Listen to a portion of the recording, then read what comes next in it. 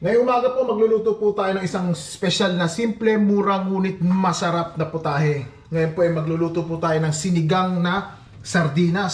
Sus, napakasarap. Una po natin gagawin, lagay po natin to. Ito pong sardinas ang inano ko, Hokkaido. Buksan po natin.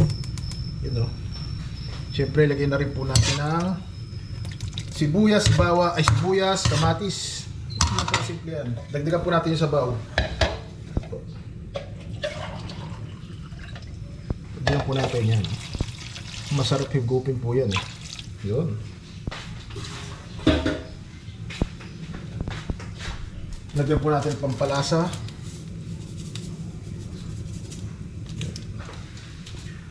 Tapos asin. Yun.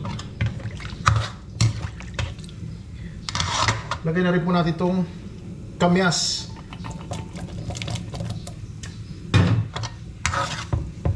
Pakuluin po natin yan.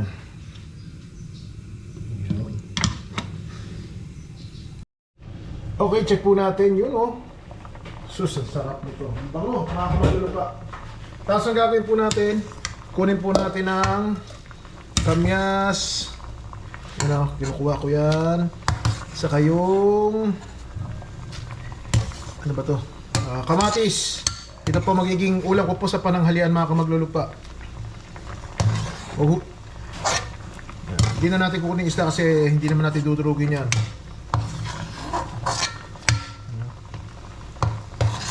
Tapos po niya dudurugin natin yan, yan o. Para umasin.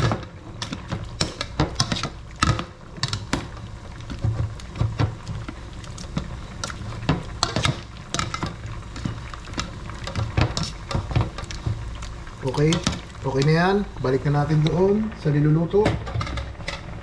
Ayan o. Sus, ang sarap nito. Tikman natin.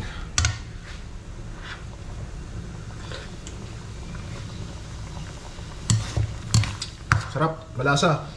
Tapos meron po tayo rito saluyot. Yan o, lagyan natin saluyot yan. 2 taling saluyot.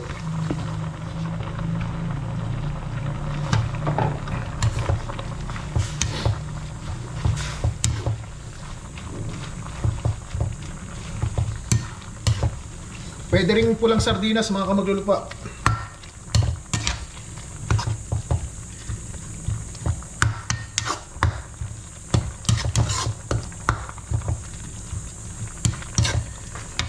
Saluyot, tapos kangkong at saka talbos ng kamote, kinuha ko po sa likod bahay yan, mga kamaglulupa. Sarap yan, eh. Sus, sino kayo? Kumakain ba kayo nito?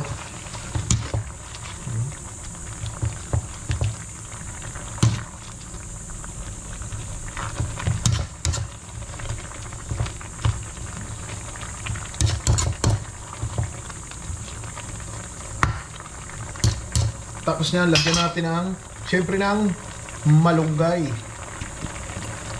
Ayan, may ulam ka na sa pananghalian. Simple, mura, ngunit masarap at masustansya, mga kamaglulupa.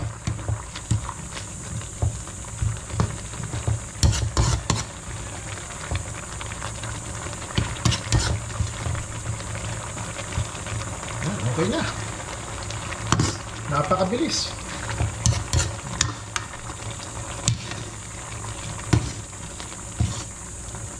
Sinigang na sardinas. Sabay mainit na kanin, ayos. Okay. Maraming salamat po.